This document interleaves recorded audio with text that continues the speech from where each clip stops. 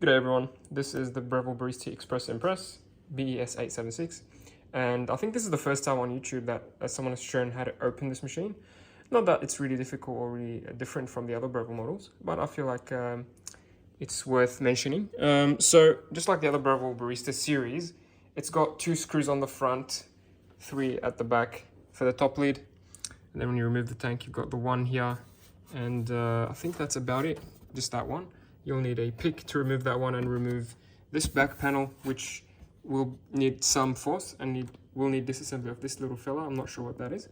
And then to fully remove the panel, you have to put one hand at the base, one hand here, and just keep going at it. It won't break. Haven't seen one break actually in my life. But it's really hard to remove and it feels like you're breaking it. So this is actually very, very similar to the Barista Express in terms of features and surprise, surprise on the inside as well. You've got a single thermoblock boiler. The machine is live, so I'll turn it off so I don't electrocute myself. Cool. Thermoblock grinder on the left, separated by this plastic piece. Obviously with this model you have the integrated tamper, which is pretty nifty, but you can see some of it on the inside. Let me try to put this panel back. There we go. No, it's actually this way.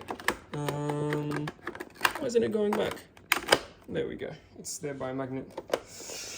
Yeah, so coffee stuff on the right, grinder stuff on the left.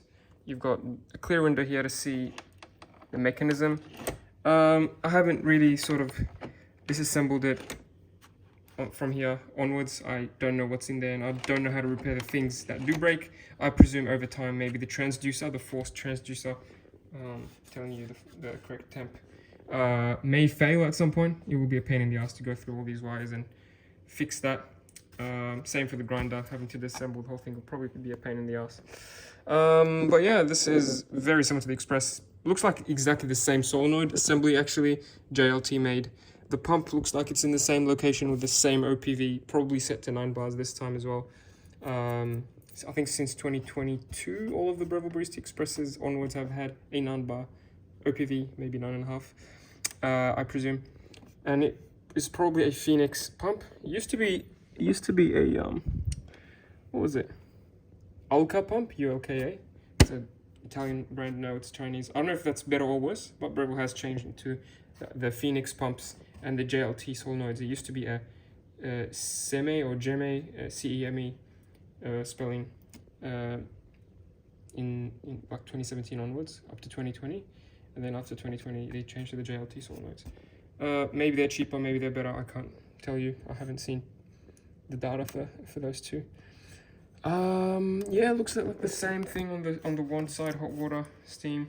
Probably the same part. I wouldn't be surprised if it is the same part. Same boiler, same thermostat, same everything. The only things that are different, obviously the assembly used to be empty here because you would have a magnetic tamper. No, you don't. It's a built-in tamper. More grind sizes, obviously. It's now at, what is it, 25 instead of 15 or 16. This little guy, I'm not too sure what this is. I've been thinking about it and I can't really pinpoint. It's close to the grinder. It's at the back here, attached to the water tank panel. There's a little button thing. I'm not sure if this helps with this assembly, if it helps technicians lift the top lid, if it's a water level sensor. There is a button. Is it a reset button? There is a button in there. Can you see that? Or maybe it's yeah. Like this is the top panel. Does it press the button and tell the machine that the lid is off? I'm not too sure. Does it tell the machine that the bean hopper is empty because the RPMs of the grinder are too fast? Why would it do that? It has the RPMs on the motor circuitry anyway. Is it water level sensor? Can't be, because it's too far from the base. Other models will have the water level sensor closer to the bottom where the water level will be low and detectable. Honestly, I can't tell you what this is. Maybe it's... Does this machine have Bluetooth and Wi-Fi? I don't know. Maybe it's like a Wi-Fi antenna. But yeah, it's got these wires. If someone smart electrical or from Breville can tell me what this is, please do. I have no idea. without talking for too long for no reason, yeah, that's how you open the machine. Oh, no, let's actually go into how you open the machine. I did tell you about the screws, but the last thing is that the final screw, because it's hindered by this tamper thingy station, you have to remove the tray. I can see myself there. You have to remove the tray, and you have to get a short screwdriver, and it's just a normal Breville screw that goes. It is very hard to get into with my screwdriver. I actually couldn't get to it because of the angle. It wouldn't latch, it wouldn't engage, so I had to use a smaller, probably incorrect size flathead, but it worked at the end. Anything else to talk about? No, not really. Hope this has helped you if you're stuck. This machine comes with 2-year warranty from Breville. Whatever, don't believe what anyone else tells you. It's 2 years from manufacturer, and if you're in the country of manufacture, Breville will honor the warranty. So they started making these in March, I believe, or February of 2022. So they have warranty until 2024. That's 24 months. So if you have any issues, you probably wouldn't recommend you open the machine yourself. Just take it to the shop or Breville if you have a Breville representative in your country. Unfortunately, not every country has that privilege. So you watch this video and learn how to open it, I guess. So far, I can tell you that it's very similar to the Express. So all the parts and techniques on how to repair and even mods will probably apply here. The only things that I can't tell you is the motherboard sort of, what's the word? The motherboard replacement. I actually haven't changed the motherboard on these, or even the Express. I don't usually do the electrical stuff. And I can't comment on the repairs on the tamper side. But yeah, it looks like the front panel is removable, just like the other Expresses. So if you have any issues with the buttons, the gauge is removable probably, just like the Express. If you have any problems with the buttons or the LEDs here, you could probably just buy a new panel. Very easy. Yeah, I love this machine. I've actually used, not this particular unit, but I've used this model a while ago, and I really enjoyed it. This model here is a warranty return. I actually don't know why it behaves the way it does. The issue is when I'll be taking it to the Breville warranty later. It's pretty much used once or twice and then shit itself. What it does is it would continue the pump. So I'm going to turn it on at the wall. Sorry about the mess. This is my kitchen / workbench. So it's pretty messy almost always.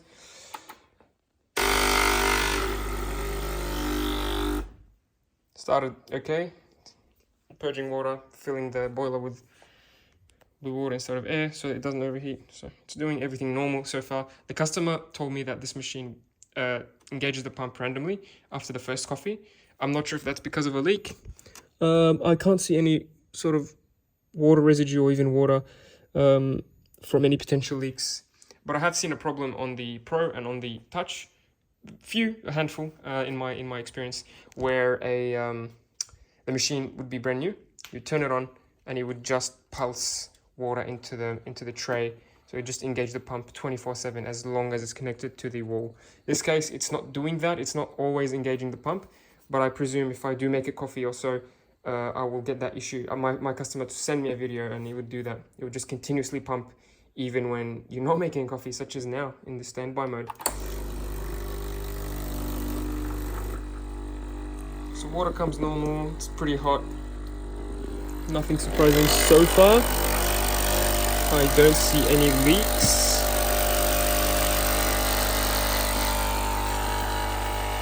Should stop on its own. To reset that, I think you hold these two. No, you hold these three. And then the filter, which I'm going to press with my phone. I should invest in a camera holder or a phone holder, but yeah, this video was impromptu and I wanted to hold the phone in my hand to show you inside.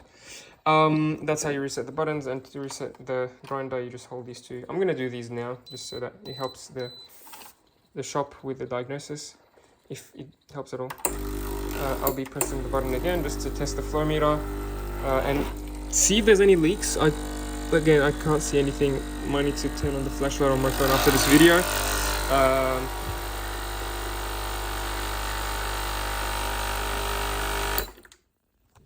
Maybe steam. Let's try the steam. Maybe it's the steam short-circuiting. Usually on the dual boiler machines like the 920, the 980 Oracle, and the 990, what I find is that if there's any electrical issue, always assume it's steam first. And almost always that's the case. You go repair the steam leak, or even if there's a water leak, you repair that. You repair pretty much most of the issues on that machine, or that line of machines. on this one, steam leaks aren't as common because obviously you have low pressure steam and one boiler. So it's a smaller sort of machine that doesn't produce as much heat, then doesn't need as much maintenance. But yeah, I can't see any leaks. Let me try to not burn myself. Use the high-tech solution and block the one. Yeah, I don't see any steam leaks. Very odd. Turn it off. Turn off the steam one. Wait for the machine to cool down. See what happens. Maybe it's the heat through the motherboard that's causing it to short circuit and always engage the pump. That is possible, I guess, if there's a bit of corrosion. Yeah, I have no idea.